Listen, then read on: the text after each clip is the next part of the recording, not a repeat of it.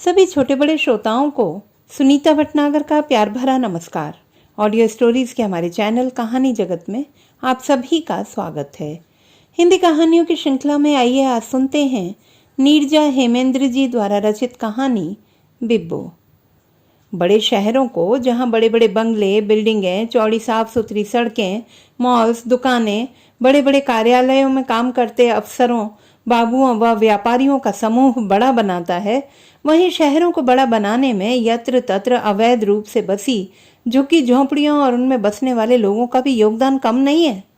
सही अर्थों में इन तबके के लोग ही बड़े शहरों के निर्माण करते हैं। इन अवैध रूप से बसी बस्तियों में शहरों के आसपास के गांवों से आकर रहने वाले लोगों में बहुत से कुशल कारीगर हैं जो जीवन यापन के लिए अपनी झोंपड़ी के कम स्थान में ही रोजगार सृजन कर लेते हैं, जिन्हें हम कुटीर उद्योग भी कह सकते हैं। इस बड़े शहर के पॉश कॉलोनी के मुख्य मार्ग के किनारे कतारबद्ध रूप से बनी ऊंची ऊंची बिल्डिंगें हैं। बिल्डिंगों के सामने फुटपाथों पर निर्धन वर्ग के लोगों ने छोटी छोटी तंबूनुमा झोंपड़ी बना ली हैं। इनमें रहने वाले अधिकांश पुरुष दिन में मजदूरी करने चले जाते हैं। महिलाएं आसपास के घरों में झाड़ू, चौका, बर्तन इत्यादि का कार्य करती हैं। कुछ महिलाएं इन फुटपाथों पर ही बांस की डलियां, कपड़ों के खिलौने, गमले, प्लास्टिक के सजावटी फूल इत्यादि बनाने का कार्य करती हैं। ये अपनी बनाई हुई वस्तुओं को उन्हीं फुटपाथों पर विक्रय हेतु लगा देती हैं। आते जाते लोग सड़क के किनारे लगी इन आकर्षक वस्तुओं को देखकर आकृष्ट होते हैं तथा क्रय करते हैं। इनका यह धंधा खूब चल जाता है। ऐसे ही एक टेंट नुमा झोंपड़ी के सामने वह मुझे मिली थी। उससे मिलने का कारण बने उसके द्वारा बनाए गए वे प्लास्टिक के फूल जिन्हें वह फुटपाथ पर बैठकर बेच रही थी।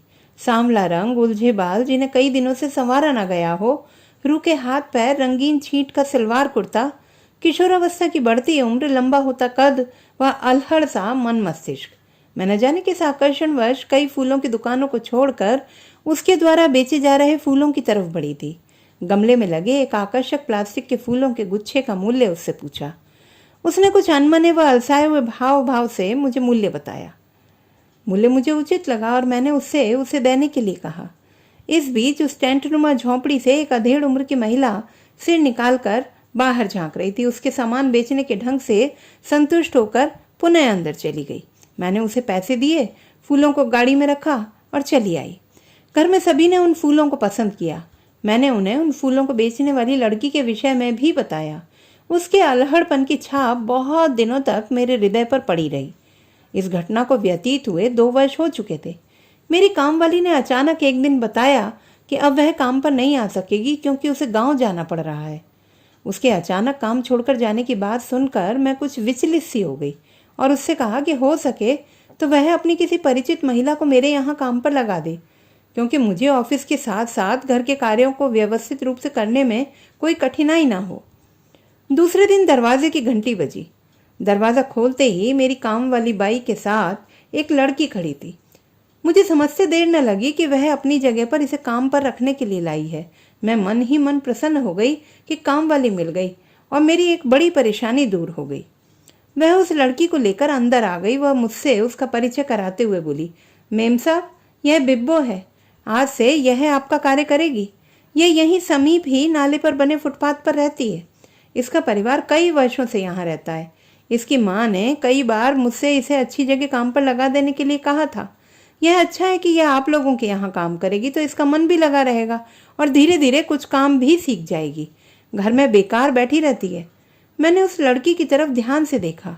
धुंधली स्मृतियों में से उसका परिचय निकल आया।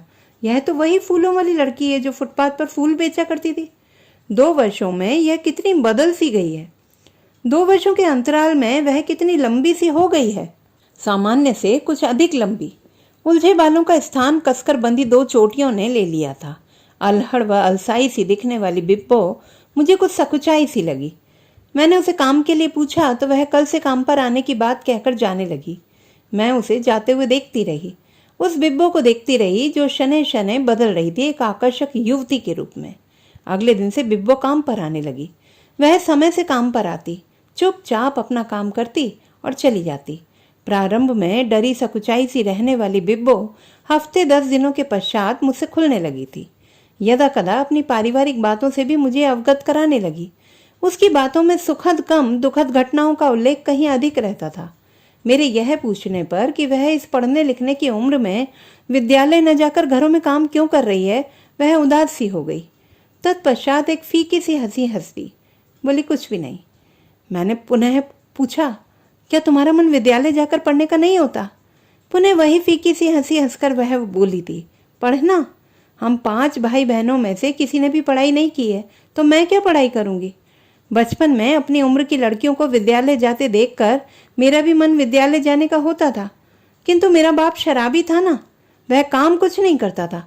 माँ ही मेहनत मजदूरी करके 5 बच्चों के साथ मेरे पिता का भी पेट भरती थी। वह कुछ पल रुककर पुनः बोली, माँ बताती है कि पहले हम गांव में रहते थे। दाने दाने को मोहताज हो जाने के कारण मेरा बाप हम सब को लेकर शहर आ गया।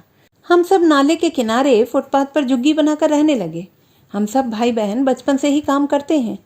बिब्बो काम करते हुए बताती जा रही थी। मुझसे बड़ा भाई सड़क किनारे पान मसाले के पाउच बेचता है। मैं, माँ और छोटी बहन घर पर प्लास्टिक के फूल भी बनाते हैं। मैंने कहा कि तुम बहुत ही सुंदर फूल बनाती हो, कहाँ से फूल बनाना सीखा? वो तो मैंने वहीं फुटपाथ पर सीखा। वो लक्ष्मी, रीता, उमा सब बनाती हैं। उन्हीं को बनाते देखकर मैं भी सीख गई। बिब्बो अपनी धुन में बोले जा रही थी। मेरे पास पैसे भी नहीं थे। सामने बिल्डिंग में मिले अपने काम के पैसों से पहली बार सामान लाई थी, किंतु उस काम में लाभ अधिक नहीं है। लागत की अपेक्षा ग्राहक कम पैसा देना चाहते हैं। फुटपाथ पर यह धंधा करने वाले भी बहुत हो गए हैं। इस कार्य से घर का खर्चा चलाना मुश्किल होता है। अनपढ़ बिब्बो की समझदारी भरी बातें सुनकर मैं मुस्कुरा पड़ी। बिब्बो चुप हो गई। मैं भी अपने कार्य में व्यस्त हो गई। मेरे विचारों में कहीं ना कहीं मंथन होता रहा कि काश ये भी समझ पाते शिक्षा का मूल्य। इनमें भी इतनी समझ आ पाती कि बच्चों की शिक्षा हेतु मिलने वाली सरकारी योजनाओं का लाभ फुटपाथ पर झुग्गी बनाकर रहने वाले लोग भी उठा पाते। बच्चों की फीस माफी, मुफ्त पुस्तकें, बस्ते, यूनिफॉर्म, मध्याह्न भोजन, छात्रवृत्ति इत्यादि का लाभ उठाते हुए ये भी शिक्षा ग्रहण कर पाते तो इनकी आगे आने वाली पीढ़ियां गरीबी, शोषण और अशिक्षा से अवश्य मुक्त हो पाती। किंतु यह सब कुछ एक काश के साथ दब गया। मैं भी वैचारिक मंथन छोड़कर जीवन के आपाधापी में व्यस्त हो गई। रात ढलती, सवेरा आता, बिब्बो भी प्रतिदिन काम पर आती और चली जाती। शनै शनै 1.5 वर्ष व्यतीत हो गए। दिन बदले, ऋतुएं बदली, किंतु बिब्बो के जीवन में कुछ भी बदलने वाला न था। वह काम पर आती, अपने घर की, छोटे भाई बहनों की, शराबी पिता की, प्रतिदिन रात को होने वाले माता पिता की गाली गलौज की बातें बताती। काम समाप्त करती, घर चली जाती। उसके जीवन में जैसे सब कुछ अपरिवर्तनशील था। कदाचित एक चीज को छोड़कर, और वह था समय के साथ आकर्षक होता जाता उसका नैसर्गिक सौंदर्य। किशोरावस्था का वह अल्हड़ पड़ाव, जिसके प्रभाव स्वरूप आकर्षक होता उसका शारीरिक गठन और पंखुड़ियों सा कोमल चेहरा।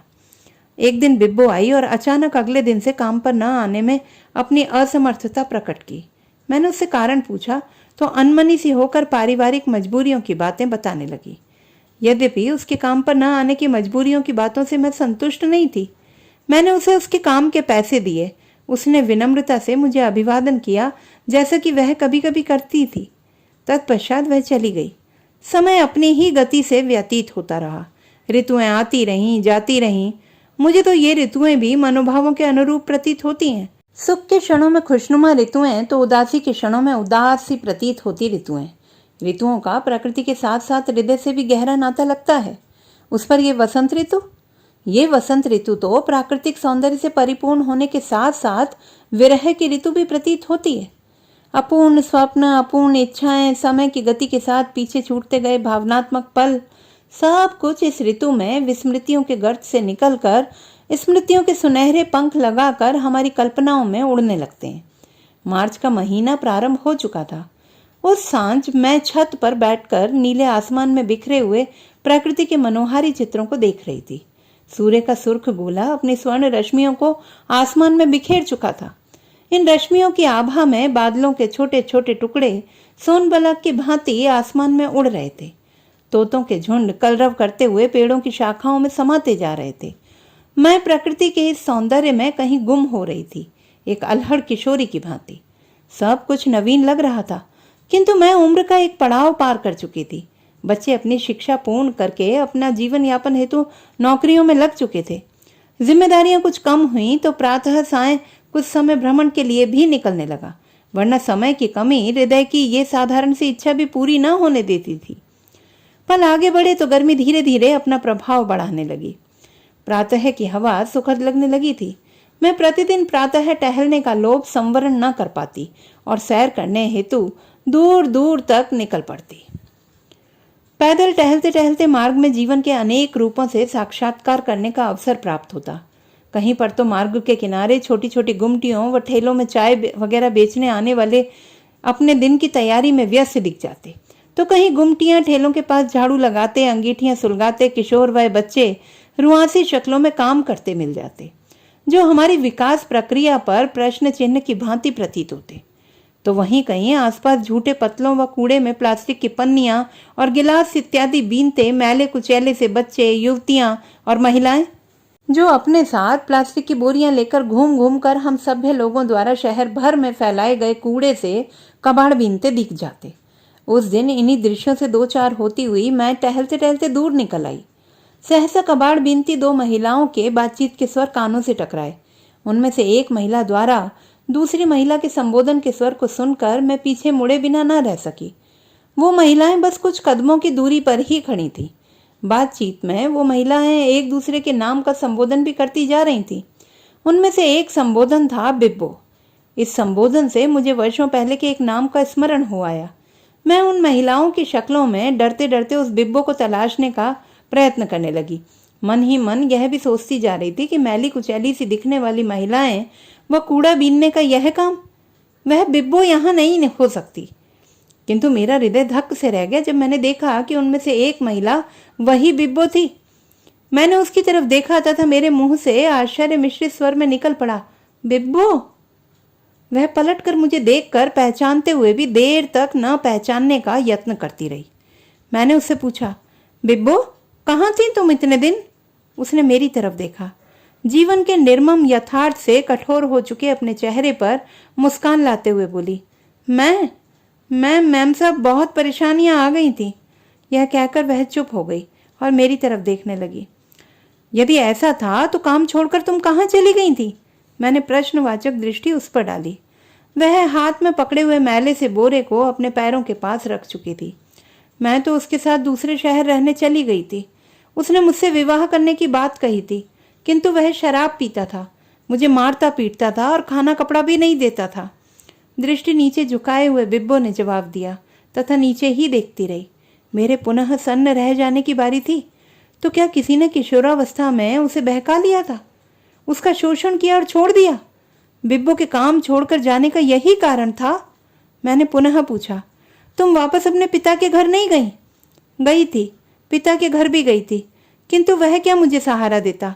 शराबी था, मिनट 2 मिनट भी घर में रहने ना दिया, भगा दिया।